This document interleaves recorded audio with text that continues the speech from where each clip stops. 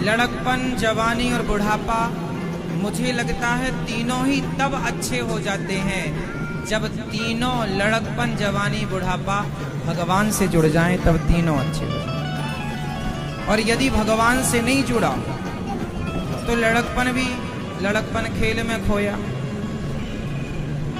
यदि जवानी भगवान से नहीं जुड़ी तो जवानी आपको विषयी बना देती है। जवानी में सबसे ज्यादा मन चंचल होता है, सारी जिंदगी यहाँ वहाँ ताक झांक करते निकल जाएगी जवानी।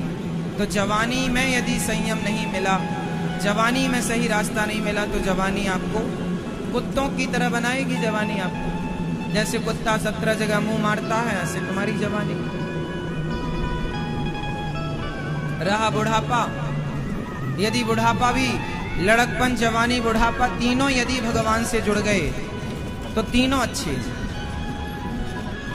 और नहीं जुड़े तो तीनों व्यर्थ, तीनों व्यर्थ। लड़कपन, जिस लड़कपन में आपने भगवान की कथाएं ना सुनी हो, जिस लड़कपन में आपने संस्कार ना पाए, सही राह ना पकड़ी लड़कपन में, तो वो लड़कपन क्या।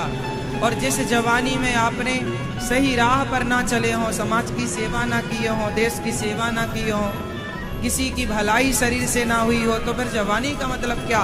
केवल विषयों के भोग के लिए। तो तुमसे ज्यादा तो विषय का भोग कुत्ता बिल्ली कर रहे हैं, बंदर भालू कर रहे हैं। तो जवानी का अर्थ क्या? और रहा बुढ़ापा, तो बुढ़ापे का भी कोई अर्थ नहीं है यदि भगवान से ना जुड़े तो। क्या काम का बुढ़ापा? लड़कपन खेल में खोया, जवानी नींद भर सोया, बुढ़ापा देख कर रोया। क्या करेंगे बुढ़ापे का? इसलिए लड़कपन सबसे बढ़िया है शुरुआत। लड़कपन में ही बच्चों को भगवान की तरफ मोड़ देना चाहिए। लड़कपन में किसकी तरफ? यदि आपका लड़कपन सही गुजरा तो जवानी में संस्कार लड़कपन वाले रहेंगे, और जवानी सही गुजरी तो बुढ़ापा सही है। जवानी बिगड़ी तो बुढ़ापा बिगड़ता। जो आदमी जवानी में मेहनत नहीं करता, जवानी में काम नहीं करता, उसे बुढ़ापे में काम करना पड़ता। जवानी मिली है, पैसा कमाओ, पर पैसा भी धर्म से कमाना, मीन्स सही काम करके कमाना।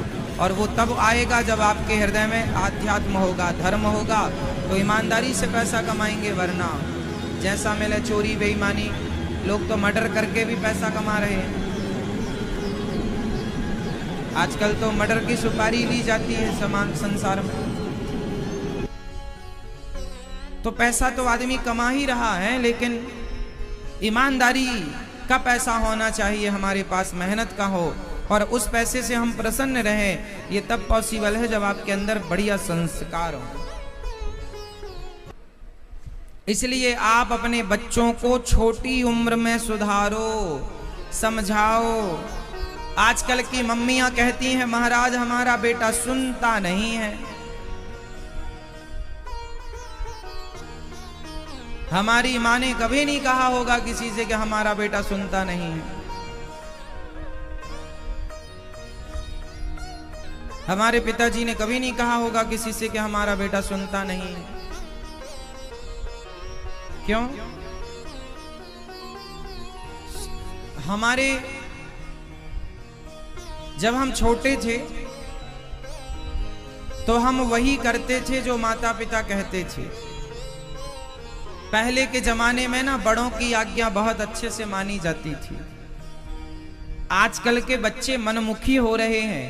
पहले के जब हमारी पीढ़ी थी तब हम मनमुखी नहीं थे। हमारा बेटा सुनता नहीं है, ऐसे सवाल पहले नहीं थे। पहले की मम्मियां 2-4 जमाती रहती थी, सुनता नहीं है ले बत्ती,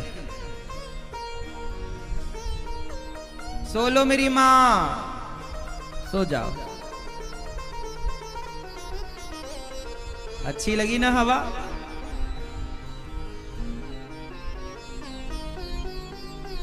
हमारा बेटा सुनता नहीं है महाराज, क्या करेंगे इसके लिए आप? बच्चों को थोड़ा सा प्यार करो।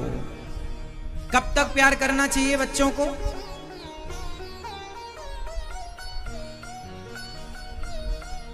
पांच वर्ष तक। लाड़येत पंचवर्षाणि। लाड़ प्यार बच्चों से कब तक करो? 5 साल की उम्र तक। बच्चे 5 साल के हैं, खूब लाड़ प्यार करो। 6 साल के हैं, खूब लाड़ प्यार करो। पर 5 साल से ऊपर हो रहे हैं तो ताड़येत, थोड़ा सा देखते रहो। बच्चों को थोड़ा देखो क्या कर रहे हैं। गलती करें तो थोड़ा सा दंड देना जरूरी है। जरूरत से ज्यादा नहीं, पर थोड़ा थोड़ा भय जरूरी है। थोड़ा सा प्यार किया, अब थोड़ा सा गलती करने पर दंड।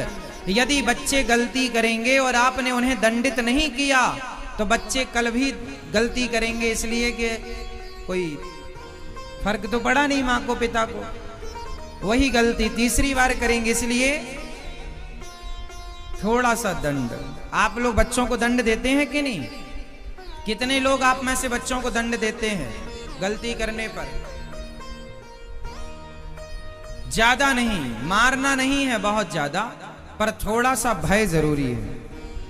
थोड़ा सा, बच्चे हैं ना, छोटे हैं ना, थोड़ा सा नहीं करेंगे तो वो कल गलती पे गलती, गलती पे गलती।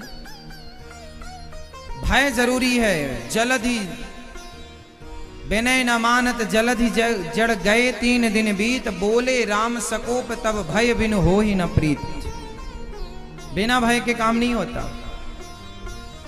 आप फैक्ट्री लगाओ और फैक्ट्री में आप मजदूरों को आजाद छोड़ दो कि काम करना है करो, नहीं करना ना करो, बर्बाद हो जाओगे आप।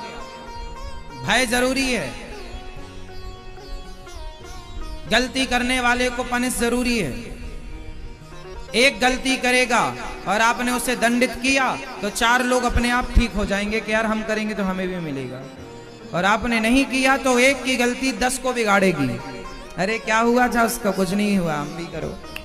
हमारे देश में बलात्कार जानते हैं क्यों होते हैं? क्योंकि बलात्कारियों को सजा नहीं मिलती।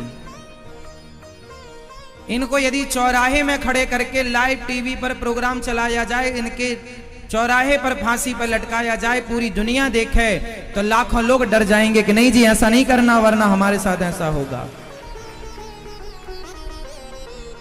चौराहे पर खड़े करके फांसी होनी चाहिए। चोरी करने वाले के चौराहे में खड़े करके हाथ काटे जाने चाहिए। वो हाथ कटा आदमी जहां जहां जाएगा लोग समझ लेंगे चोरी की है। आदमी सोना पड़ा होगा, क्या मजाल। पहले के जमाने का शासन मस्त था, राजाओं का न्याय प्रणाली अच्छी थी, इतना लेजी काम नहीं था, तुरंत न्याय होता था, बलात्कार होते ही नहीं थे, न्याय मिलता था।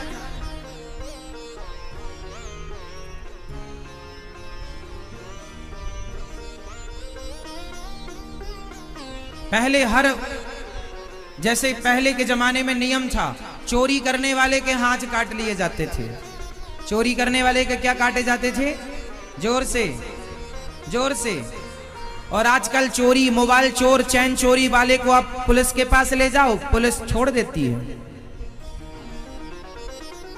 वृंदावन में हजारों मोबाइल रोज चोरी होते हैं, हजारों मोबाइल। और भारत के पूरे देश की मैं बात करूं तो लाखों लोगों का रोज नुकसान होता। किसी की चैन चोरी हो गई, किसी का मोबाइल, किसी का पर्स चोरी हो गया। अच्छा, पुलिस को सब पता होता है कौन चोर है, पर पुलिस छोड़ देती है। सामने वाले ने कितनी मेहनत करके मोबाइल लिया, कितना उसमें डेटा था, कितने चीजें उसमें सेव करता है। आज के जमाने में बैंकिंग होती है मोबाइल में, सब चीजें होती हैं, पर चोर चुरा लेते हैं और पुलिस चोरों को छोड़ देती है। कोई सुनवाई नहीं, कोई न्याय नहीं है। अरे चोरी चोरी है, मोबाइल चुराने वालों के भी हाथ काटने शुरू कर दिए जाए ना, अपने आप चोरी बंद हो जाएगी। फिर देखो कोई चोरी कर ले, तुम्हारा गिर भी जाए तो आदमी वापस दे के जाएगा, भैया लो। न्याय नहीं है।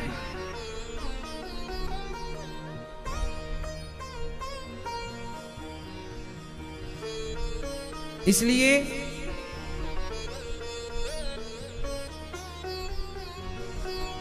पहले के जमाने में ऐसा नहीं था। पहले के जमाने में यदि कोई स्त्री किसी पुरुष के चक्कर में उलझ गई तो उस स्त्री और उस पुरुष दोनों को देश निकाला दिया जाता था।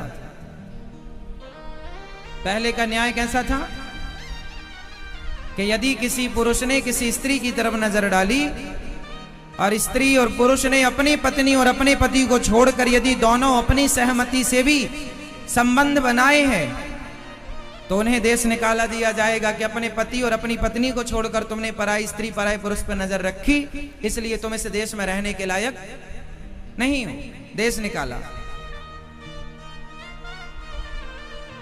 ऐसे लोगों को देश से निकाल दिया जाता था। तो ऐसे लोगों को जो निकाला गया ना देश से, तो ये नाव में बैठ बैठ के समुद्र पार करते थे। तो जिसे जहां मिली जगह, जिस टापू पर, वो टापू पर रह गया और वही टापू पर रहते रहते बाद में वो एक देश हो गया।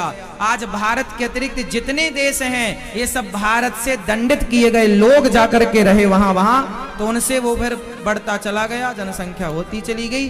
ये सारे भारत के राजाओं ने खदेड़ा था इन लोगों को, गलत करने वालों को, यवनों को खदेड़ा।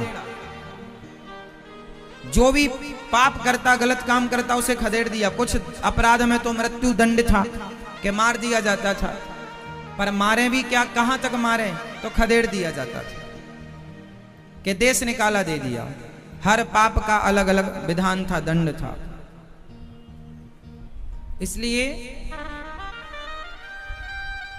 व्यवस्था